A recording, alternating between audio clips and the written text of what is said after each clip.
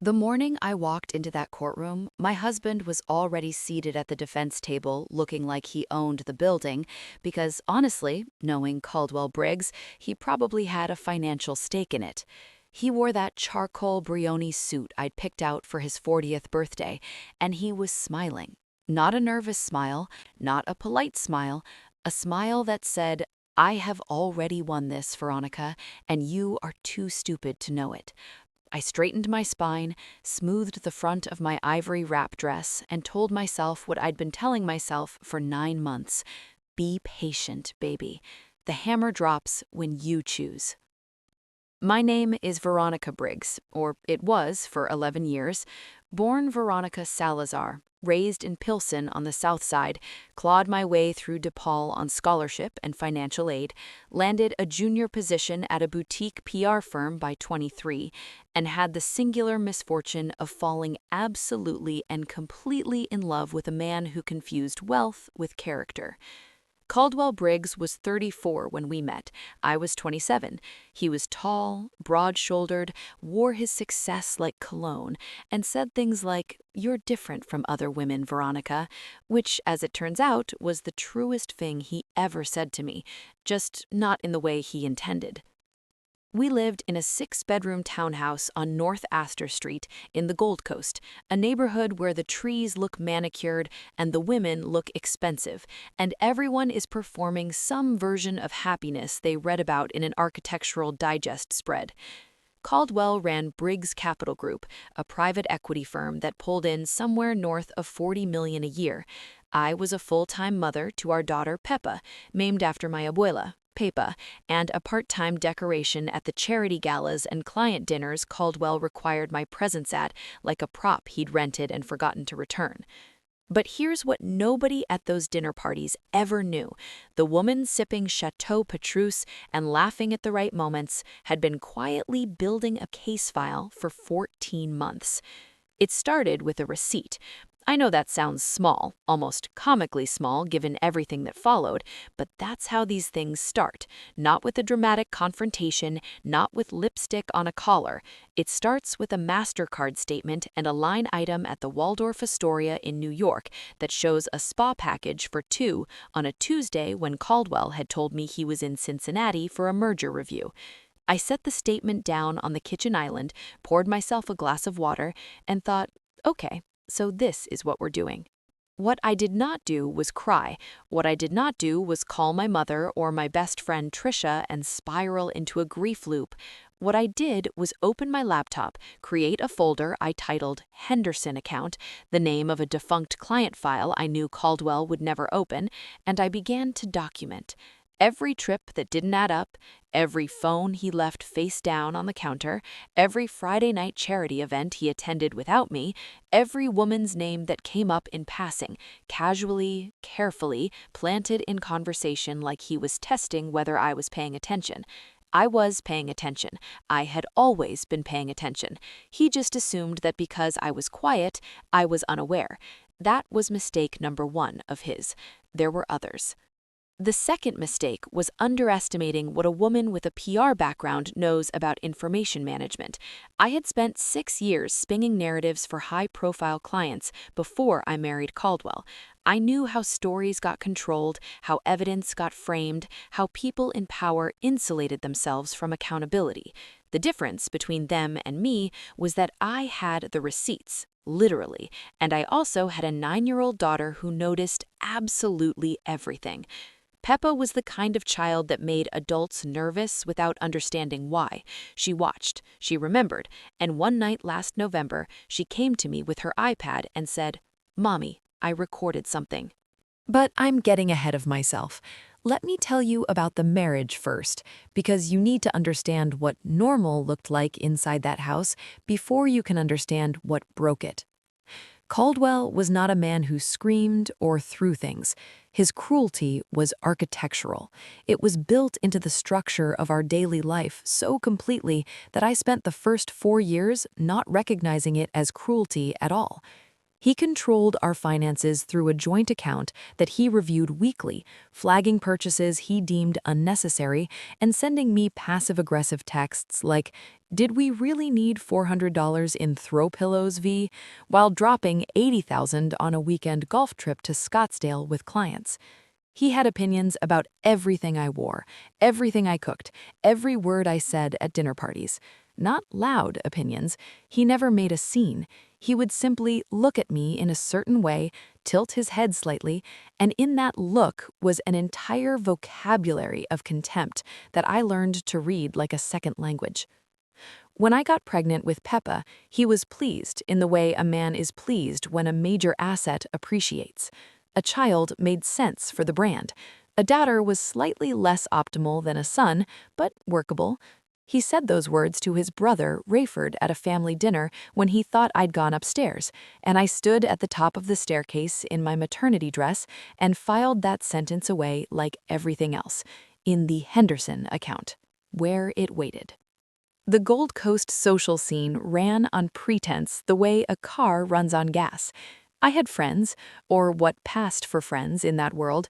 Simone Hutchcraft, whose husband ran a hedge fund and who had the energy of a woman constantly auditioning for a role she'd already gotten. Darla Reeves, a former architect who'd married into old steel money and now channeled her considerable intelligence into interior design and gossip, and Nadine Park, who I genuinely liked, who was the first one to ask me quietly over lunch at Boca one afternoon, "Veronica, are you okay? Like, actually okay?" I told her I was fine. I smiled my Astor Street smile. She looked at me for a long moment and said, "You know you don't have to perform for me, right?" I wanted to cry. I sipped my Sauvignon Blanc instead. The performance was the survival strategy. I couldn't let Caldwell know I knew, not yet, not until I had everything in place. Because if he knew I was watching, he would move the money, and moving the money was the one thing that would make the divorce survivable. Her name, I eventually confirmed, was Tessa Klein, 31 years old, associate director at the investment firm that managed part of Briggs Capital's portfolio, blonde, NWA MBA, the kind of woman whose LinkedIn profile looked like a highlight reel and whose Instagram was all Cabo sunsets and Pilates studios and lattes with perfect foam art. She was not a random affair. This was a sustained, intentional relationship that had been going on for, as best I could calculate from the hotel records I'd obtained legally through a private investigator named Harold Okonkwo, who came recommended by my divorce attorney, nearly 3 years. 3 years. Peppa had been 6 when it started. I had been at home raising our child, organizing the life that his success depended on, sitting in the front row of every school concert and soccer game and pediatrician appointment, keeping the house running, keeping his social calendar pristine, keeping his mother happy when she visited, and he had been building a second life in hotel suites and private dining rooms with a woman who thought she was falling in love with a free man. I do not blame Tessa Klein. I want to make that clear. She was deceived too. She did not know Caldwell Briggs the way I knew him, as a man who was constitutionally incapable of honesty, because honesty required vulnerability, and vulnerability required acknowledging you could be wrong. Caldwell had not believed he was wrong about anything since approximately 2009. Tessa knew the version of him that wore his charm like a second skin on nights when he didn't have to come home. My attorney was a woman named Beverly Stoddard, 60 years old, silver-haired, and absolutely ferocious in a way that Chicago's family law circuit had been terrified of for 3 decades. Beverly had represented 16 clients against the kind of men Caldwell was. She'd won 14. When I came to her with the Henderson account folder and my documented evidence, she opened it, read for 20 minutes in silence, and then looked at me over her reading glasses and said, "Veronica, this is exceptional work. When did you know you wanted to leave?" I told Beverly the truth. I had known I wanted to leave the moment I found the receipt, but I had not been ready to leave. There is a difference, and that difference had given me 14 months of preparation that Caldwell knew absolutely nothing about. The custody question was the one that kept me awake at 3 in the morning. I could survive losing the house. I had grown up in a two-bedroom apartment in Pilsen with 3 siblings and a mother who worked doubles at a diner. I could survive a diminished financial settlement if it came to that, though Beverly was confident it would not. But the thought of Peppa being split between two households, spending her weekends in that townhouse, being parented by a man who saw her primarily as a reflection of himself, that specific nightmare came for me in the dark with a precision that nothing else could match. Caldwell's attorney was a man named Prescott Hale, and he was the kind of lawyer who wore his arrogance like a tailored suit, custom-fitted and completely deliberate. He filed first. That was Caldwell's strategy. File for divorce before I could, establish himself as the aggrieved party, frame the narrative as a marriage that had deteriorated due to irreconcilable differences, and a wife who had become emotionally distant and unwilling to participate in the partnership of the marriage. His words. Emotionally distant. I almost laughed when Beverly read me the filing. The man had been conducting a 3-year affair, and his legal strategy was to characterize me as the one who'd checked out. The custody evaluation was scheduled. A court-appointed child psychologist named Dr. Imani Farrow would interview Peppa, assess her relationship with each parent, and make a recommendation to the judge. Caldwell's team had clearly anticipated this and prepared accordingly. Caldwell had, in the months since I told him I was filing, made a conspicuous and sudden effort to be present. School pickups, bedtime stories, a daddy-daughter trip to Disney World that he'd photographed extensively and that I suspected was documented primarily as evidentiary material. What Caldwell did not anticipate was that Peppa had been watching him for years the same way I had. The apple, as they say, does not fall far from the tree, and Peppa had seen something the night before the custody hearing that she had come to me quietly to tell me about, her face very calm, very certain, the way her face got when she'd made a decision she was completely at peace with. She said, "Mommy, I know what Dad is doing, and I have proof. I recorded it on my iPad last night when I was supposed to be asleep." I sat very still on the edge of her bed and asked her to tell me what she meant. She told me she had heard her father on a phone call in his home office at 11:30 the previous night. She had gotten up to get water, she was a light sleeper, always had been, and his office door was slightly open, and she had stopped because she heard her own name, and she did not walk away. She propped her iPad against the hallway baseboard, hit record on the camera app, and she stood there in her pajamas with the little penguins on them, and she listened to her father tell someone, Prescott Hale, we would later confirm, exactly what his strategy was. She handed me the iPad and I pressed play, and I listened to my husband's voice, clear and unmistakable, say, "Peppa's going to say she wants to be with Veronica, so we need to discredit that choice before it registers with the judge. Tell the psych evaluator she's been coached, plant the seed early, and make sure Veronica's mental health history comes up. She had therapy in 2019. Use it. I need that kid in this house because losing primary custody will hurt me with the Meridian investors. They're old-fashioned. They care about optics. It's not about the kid, Prescott, you know that. It's about what it looks like. It's not about the kid." Those 5 words, floating in the quiet of Peppa's bedroom while she watched my face with those serious, dark eyes of hers. I pressed stop on the video. I looked at my daughter, 9 years old, already so much wiser than she should have had to be, and I felt something in my chest that was not sadness and was not anger. It was closer to clarity, the kind of clarity that arrives when the last piece of a puzzle you've been working on for years finally drops into place and the picture becomes undeniable. I kissed her forehead. I told her she had done nothing wrong. I told her she was brave. I texted Beverly at 11:47 p.m. and said, "Call me first thing tomorrow, before we walk in. Everything has changed." The courtroom was in the Daly Center, 32nd floor. Judge Patricia Osai had presided over family court for 12 years and had the face of a woman who had heard every variety of human deception and retained her capacity for judgment without surrendering to either cynicism or sentimentality. I had researched her. Beverly had represented clients in her courtroom 4 times.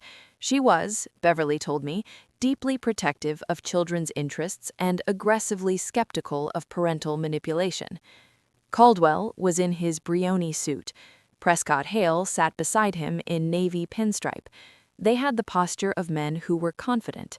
When I walked in with Beverly, Caldwell glanced at me the way he always glanced at me in rooms, the quick, dismissive scan, the slight adjustment of his expression into something that read as tolerant pity.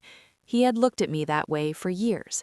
I had spent years believing it was a reflection of my own inadequacy. Standing there in my ivory-wrapped dress, I understood at last that it was a confession of his. He was still smiling when Judge Osai asked the question that would change everything. He was still smiling when Peppa answered it. He stopped smiling when our 9-year-old daughter said 4 words that restructured the entire geometry of that room. I brought a video. But what happened next, what was on that video, what Judge Osai did with it, and what Caldwell's face looked like when he understood that the daughter he had dismissed as an asset, a prop, a line item in his investor optics strategy, had quietly and methodically dismantled him, that is a story for part 2. Because first, I need to tell you what I found in the Henderson account folder that even Beverly didn't know about yet. The thing that wasn't about the affair. The thing that was so much bigger than the affair that when I tell you, you are going to understand why I was never crying when I should have been. I was never crying because I was never only losing a marriage. I was building something, brick by brick, document by document, in the dark, in the silence, while Caldwell Briggs smiled at charity galas and assumed the woman on his arm had nothing going on behind her eyes. He had no idea what was in that folder. He had no idea who he had married, and in approximately 12 hours, neither would anyone else who thought they did. Judge Patricia Osai had a habit, Beverly told me, of removing her reading glasses when something genuinely surprised her. In 12 years of family court, she had kept them on for 90% of proceedings. She took them off 3 times during hours. The first time was when Beverly submitted the recording. The second time was when Beverly submitted the financial documents. The third time was when Peppa spoke. Let me back up.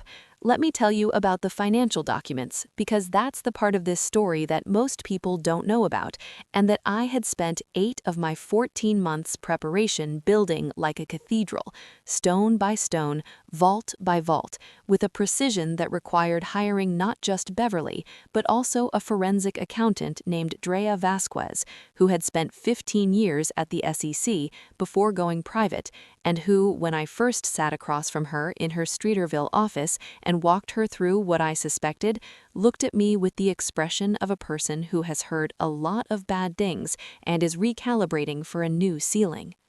Because Caldwell Briggs had not simply been having an affair, Caldwell Briggs had been systematically moving marital assets into shell structures for nearly 4 years in anticipation of a divorce he had apparently been planning longer than I had.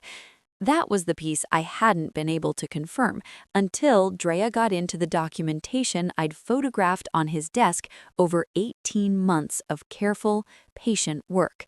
He had entities in Delaware, an LLC in Wyoming, a trust structure routed through a law firm in the Cayman Islands. Conservative estimate of concealed marital assets between $6 and $9 million. My husband had been planning to leave me for years.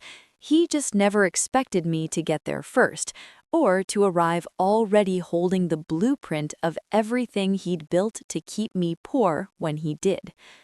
Beverly had filed the financial fraud documentation with the court 2 days before the hearing in a sealed motion that Prescott Hale had not had access to. This was legal. This was deliberate. Beverly Stoddard had not won 14 of 16 cases by playing the expected game. She played the game she designed. So when Caldwell sat in that Brioni suit on the morning of the hearing, smiling his tolerant, dismissive smile, he did not know what Beverly's briefcase contained. He did not know that Drea Vasquez had produced a 112-page forensic analysis of his financial structures. He did not know that I had spent 8 months photographing documents. He did not know that his daughter had recorded him on her iPad at 11:30 the night before. What he did know, or thought he knew, was that the custody evaluation had gone in his favor. Dr. Imani Farrow had, in her preliminary report, noted some concerns about Peppa's emotional state that Prescott Hale had clearly influenced the framing of. The word coached appeared twice in Farrow's preliminary notes. Beverly had flagged it immediately. Caldwell's team had gotten to someone in that process, not Farrow directly, but someone in her orbit, and they were confident the preliminary framing would hold. Judge Osai opened the proceedings. Prescott Hale made his opening argument, smooth, polished, building the portrait of a dedicated father and a deteriorated marriage and a child who had been subtly manipulated by a mother in emotional distress. He used the word wellness 4 times as a euphemism for my therapy history in 2019, which I had entered after my second miscarriage, which Caldwell had responded to at the time by going to a conference in Aspen. I sat at that table and I thought, go ahead, Prescott, keep talking. The longer you talk, the more rope you're making for him. Beverly's opening was 90 seconds. She said, Your Honor, the petitioner respectfully submits that this case is not about which parent loves this child more. Both parents may well love this child. This case is about which parent has demonstrated by their own recorded words and documented financial behavior that they are capable of prioritizing this child's interests above their own. We will demonstrate that capability is not equally distributed in this marriage. We ask the court to hear the evidence and draw its own conclusions. Then she submitted the sealed motion. Prescott Hale requested a recess. Judge Osai denied it. She read for 11 minutes. She took her glasses off after approximately page 4. She put them back on and read the rest with the expression of a woman absorbing information she is simultaneously processing and cataloging for action. When she looked up, she looked at Caldwell in a way that I had never seen anyone look at Caldwell in 11 years of marriage. Not with deference, not with admiration, not with fear of his money. She looked at him the way a scientist looks at a specimen that has just confirmed a hypothesis they'd rather have been wrong about. She did not speak to Caldwell directly at that moment. She turned to Judge Osei protocol and moved to the custody testimony. Dr. Farrow was called. Prescott's framing was introduced. The word coached came up. Beverly cross-examined Dr. Farrow for 14 minutes and established, methodically, that the concerns in the preliminary report had been raised following a phone call with Prescott Hale's paralegal, not following any additional session with Peppa, not following any new clinical observation. Farrow looked uncomfortable. Beverly did not press the point harder than she needed to. She had made it. She moved on. Then Judge Osei asked the question that every person in that room would replay for years. She asked Peppa, quietly, directly, with the particular gentleness that some powerful people carry like a second skin. Sweetheart, can you tell me in your own words who you would feel safest living with? Peppa was seated in the witness area in a navy dress with a white collar that she had chosen herself that morning. She sat with her hands folded in her lap like a small, very composed diplomat. She did not look at Caldwell. She looked at Judge Osei, and she said in a voice that was clear and did not waver, "My mom, because my mom tells me the truth and my dad tells me what he thinks I should hear, and also because I brought a video." The room went completely still. Prescott Hale's hand moved toward Caldwell's arm. Caldwell's smile, the tolerant, dismissive, confident smile, flickered. It didn't fall all the way, not yet. You could see him recalibrating. You could see him running calculations. You could see him trying to determine what video a 9-year-old could possibly have that was relevant to a custody hearing, and arriving at several possibilities and deciding none of them was catastrophic. He hadn't heard the recording. He didn't know she'd been in the hallway. Beverly stood and said, "Your Honor, the petitioner would like to submit Exhibit 22. She walked to the clerk and handed over a sealed tablet. The recording was played through the courtroom audio system. Caldwell's voice filled the room. Clear, unmistakable, the voice I had listened to for 11 years, telling me what to wear and what to cook and how to stand at charity galas. "It's not about the kid, Prescott, you know that. It's about what it looks like." The smile stopped. Not gradually, not a slow fade. It stopped the way a power outage stops a room. One instant it was there, and the next instant the lights were off and there was nothing left but the dark shape of a man sitting in a suit that had cost more than my first year's salary, hearing his own voice say the quiet part loud, in a courtroom, in front of a judge who had removed her glasses again. I want to describe what Caldwell Briggs looked like in that moment, because I had spent 11 years wondering if I was wrong about him, if the doubt I felt was just my own insecurity dressed up as intuition. He looked in that moment exactly like what he had always been, a man who had confused being uncaught with being good. Prescott Hale requested an immediate recess. Judge Osei granted 15 minutes. In those 15 minutes, Caldwell turned to look at me for the first time since the recording played. It was not the tolerant, dismissive look. It was something I'd never seen on his face before. It took me a moment to identify it. Because it had been absent from our marriage for so long, I'd forgotten it was a thing he was capable of. It was the look of a person who understands they have fundamentally miscalculated. I held his gaze for exactly 5 seconds, and then I looked away. Not dramatically, not with contempt, just the natural end of a glance that had nothing left in it. That was the moment the marriage actually ended. Not when I filed, not when I found the receipt, but in those 5 seconds, when he finally understood that the woman he had been performing dominance at for 11 years had simply stopped watching the performance. Court resumed. Prescott attempted damage control. The recording was taken out of context, the language was hyperbolic, the private communication between attorney and client was privileged. Beverly dismantled each argument with the efficiency of someone who had anticipated all three before breakfast. The privilege argument fell apart on the facts. Caldwell's office phone was on a landline system that was a joint marital account, and the call had been made on a device in a shared space of the marital home. The out-of-context argument fell apart on the substance. There was no context in which "it's not about the kid" was a protective parental statement. The hyperbolic argument fell apart when Beverly noted that Caldwell had also on the recording specifically directed Prescott to use my 2019 therapy records as a tool of attack, not as a relevant clinical concern, but as an instrument of litigation advantage. Judge Osei did not deliberate long. She was not a woman who needed time to process what was clear. What she said next would be quoted in the Chicago Tribune's legal section the following week under the headline, "Judge's Ruling in Briggs' Custody Case Sets Standard for Financial Concealment in Divorce Proceedings." She awarded me primary residential custody of Peppa. She ordered a full forensic audit of Caldwell's financial structures, citing the Vasquez report as establishing probable cause. She froze the 3 domestic LLC accounts pending that audit. She sanctioned Prescott Hale's firm for what she termed improper influence in the psychological evaluation process and referred the matter to the Illinois Attorney Registration and Disciplinary Commission.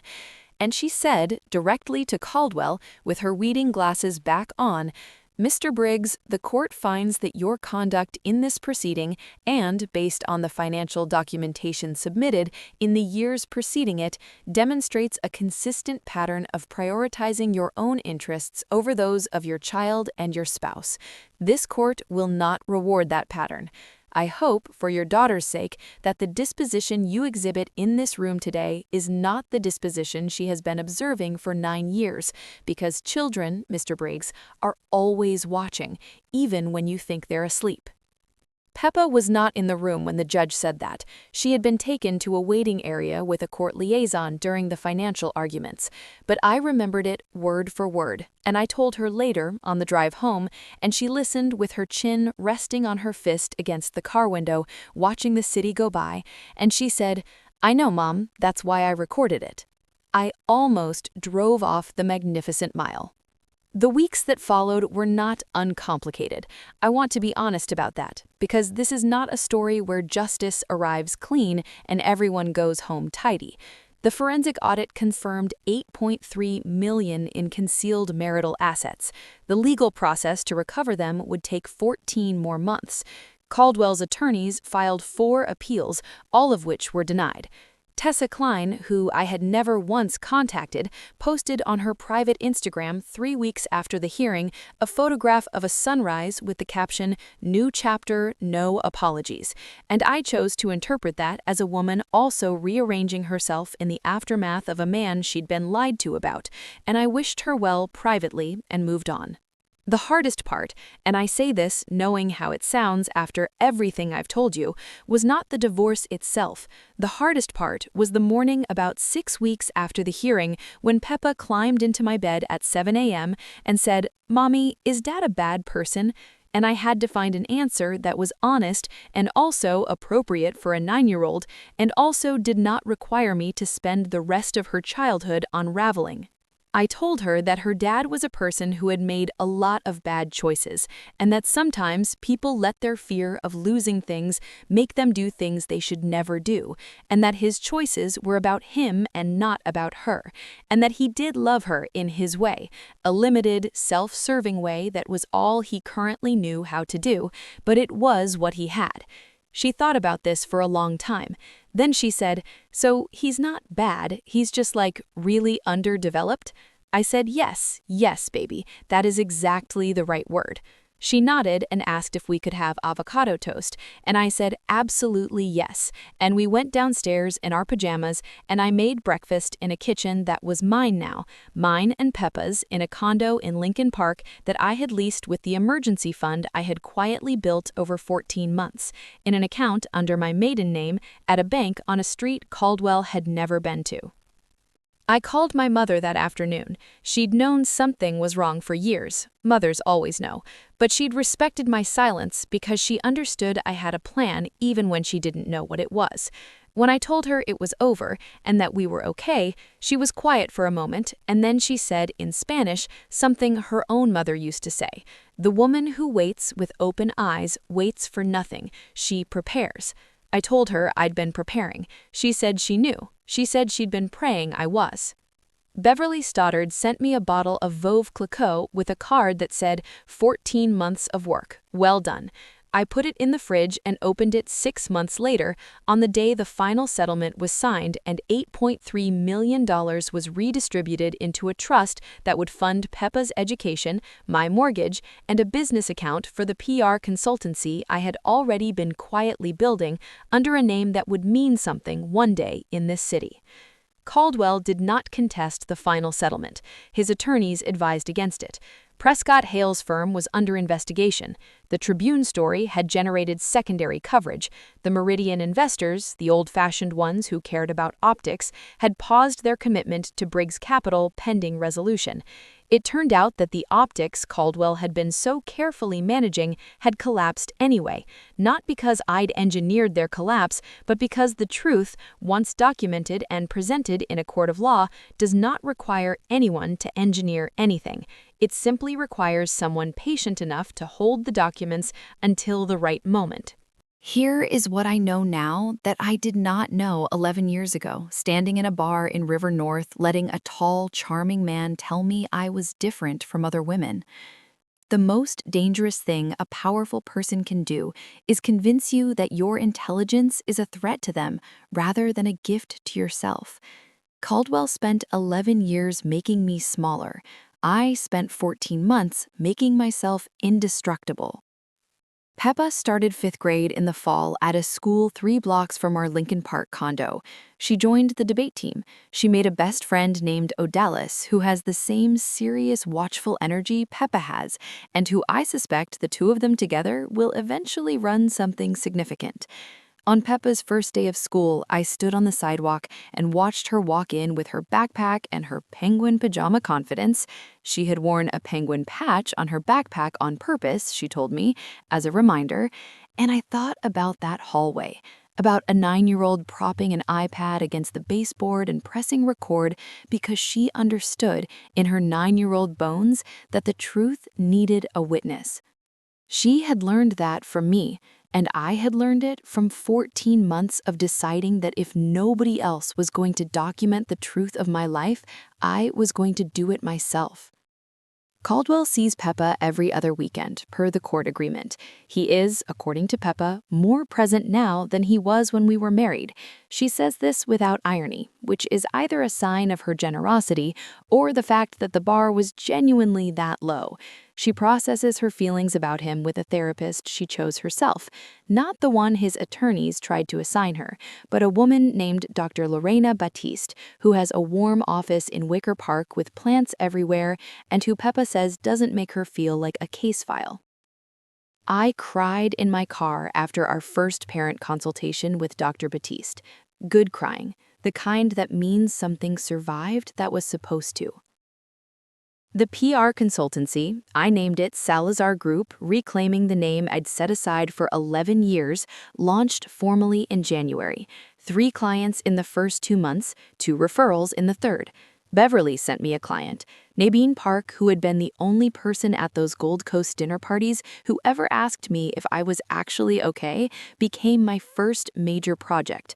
Her architecture firm had a crisis communication situation that I handled well, and from that came 2 introductions and a feature in Crane's Chicago Business that described me as a strategist with an uncommon talent for patience and precision. I put that quote on my desk. I look at it every morning. I do not hate Caldwell Briggs. I know that might be unsatisfying to hear. I have thought about this a lot, about whether the absence of hatred is a failure of appropriate feeling, or whether it is, in fact, the final form of the revenge. Because here is what hating him would require. It would require me to keep him at the center of the story. It would require me to organize my emotional life around his wrongdoing. It would require, in other words, exactly the kind of attention he had always demanded, and that I had spent 14 months learning to redirect toward the things that actually mattered.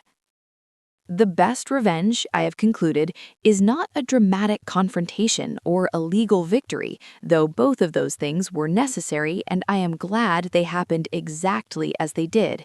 The best revenge is the morning you wake up in a house that is yours, in a life that is yours, next to a kid who trusts you completely, and you drink your coffee by the window and you feel, for the first time in longer than you can precisely remember, entirely and unapologetically yourself. On the last day of the hearing, after Judge Osei had made her ruling and we were filing out of the courtroom, I passed Caldwell in the corridor. He looked at me, not the tolerant, dismissive look, not the calculating look from the recess, just looked at me, the way people look at things they've lost, that they understand only in retrospect they should have valued. I didn't stop. I didn't have anything to say that the documentation hadn't already said more precisely and permanently than I ever could. But in the elevator going down, Beverly said to me, "You know what just happened in there is genuinely unusual." I asked her what she meant. She said, "I've done this for 30 years. Most clients come in having done what they could, documented what they happened to find. You came in having built a case with the discipline of someone who'd practiced law. How did you know to do that?" I thought about my mother in the Pilsen apartment.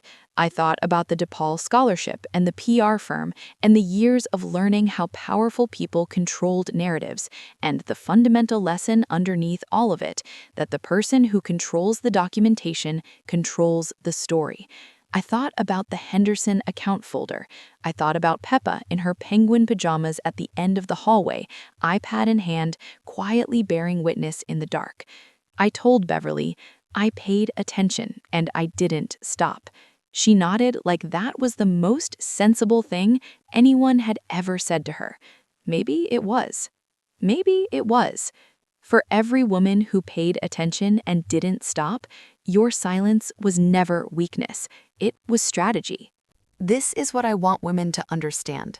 The women who might be sitting in a marriage right now that feels airless, who might be telling themselves the small voice they hear is paranoia, who might be keeping the peace because they don't trust yet what the alternative looks like.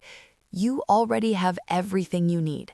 The degree you put away, the relationships you cultivated, the financial literacy you were told was too much, the quiet you've been keeping that you thought was weakness. None of it is decorative. All of it is load-bearing. You have been building your foundation this whole time, and you didn't even know it. Know it now. I found 2 children crying on a park bench in December, and I called the police, and soon it became the unraveling of a lie. And then, slowly, it became the making of me. The best revenge is never the loudest one. It's the one executed with such clarity and care that years later, even you have to admire the architecture of it. The moral? A woman who is underestimated is simply a woman who is given more time to prepare. Don't leave without commenting where you're watching from. I notice every message. I'm thankful you shared this time with me, so please subscribe to stay connected. I'll return with another story shortly. Until then, stay grounded and keep believing.